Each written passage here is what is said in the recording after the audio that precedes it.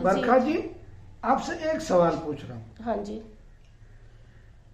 ये जो YouTube channel जो होते हैं, जैसे श्री नवग्रह आश्रम YouTube चैनल है, हाँ जी। इस पे जो नेगेटिविटी, जो नेगेटिव कमेंट्स होते हैं लोगों के, वो 1-2% होते हैं, ज्यादा नहीं होते हैं, परंतु वो 1-2% कितना नुकसान कर सकते हैं। वो ही लोगों को खराब कर रहे हैं बस। वो आपने बहुत अच्छा कर रहा है कि आपने उनको डिसेबल कर रखे हैं, अदरवाइज तो जो लोग सोचे ना उनके भी परिवार खत्म हुए। वो मैंने तो बिल्कुल ध्यान नहीं दिया उनके पर। मेरा बेटा है प्रथम ने भी मुझे बोला, मम्मी अब इसके अंदर इतने पता नहीं, पर डिसीजन लेना इतना मुश्किल हो रहा था कि मैं क्या करूं। पर मैंने किसी की तरफ पूरे इलाज में मैंने अपने बूते पे अपने खुद के संयम से ही मैंने इनका पूरा इलाज, इनका रेडिएशन वो हुआ था बस। उसके बाद 23 तारीख को लॉकडाउन लग गया।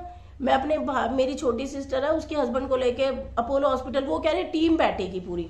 टीम के चक्कर में तो मेरे हस्बैंड की तबीयत दिन ब दिन, मैंने एक सीढ़ी इनको कैसे उतारा है ना, मेरी बहन के हस्बैंड ने। मैं अब जान सकती, मैं आपको बता नहीं सकती वो कैसा दिन था। पर जब उन्होंने बोला कि ये दवाई चढ़ाओ और जादू होगा, बिल्कुल। जब इनकी 3 कीमो हुई, 23 तारीख को मैं इनको लॉकडाउन लग गया, 25 को हम गए डॉक्टर से अपॉइंटमेंट ली। फिर उन्होंने बोला ये मेडिसिन लगाओ आप। मैंने कहा नहीं डॉक्टर साहब, पैसों का कोई इशू नहीं है, आप ट्रीटमेंट बताओ क्या करना है। बरखा जी, एक शब्द सुना होगा आपने, एक नाम सुना होगा, धार्मिक ग्रंथों में होता है सावित्री। हाँ जी। सावित्री थी जो अपने पति को मतलब यमराज के यहाँ से वापस लेके आ गई थी। तो आप तो सावित्री हैं, मतलब आपने अपने पति की इतनी सेवा की है, इनके लिए इतना काम किया है, तो आपके पति कभी चिढ़ भी जाते थे क्या आप पे? बहुत, कभी कभी। सच बोलो, डरो मत। नहीं, डरने वाली कोई बात नहीं। जैसे ये इनको दस्त लगते थे ना, इनको दस्त बहुत ज्यादा लगे, क्योंकि मैंने आपके चैनल को देख के मैं इनको दवाई कम बढ़ती करके दे देती थी। जैसे ही मुझे बोल रहे कि इतनी मेरे को दस्त लग रहे हैं, फिर मैं 3-4 दिन बाद मैंने इनको बताया नहीं है कि मैं दवाई कितनी दे रही हूँ। अपने हिसाब से कम बढ़ती करके, जैसे भी करके मैं इनको मैंने दवाई कभी बंद नहीं करी। और इन्होंने भी मुझे कभी ऐसे नहीं बोला कि मेरे को नहीं लेनी। परहेज ये कह रहे तेरे और प्रथम के लिए मेरे को कुछ भी करना पड़ेगा ना, तो मैं कुछ भी करूंगा, पर मेरे को ठीक होना है, तुम दोनों के लिए ठीक होना है। और हमारे घर का जो माहौल है ना, ये बीमारी से तो हम लड़े ही, पर उसके अलावा जो घर की जो परिस्थिति थी ना, उसने मेरे को इतना परेशान हुई हूं ना मैं, कि भगवान किसी के जीवन में ये समय ना दिखाए।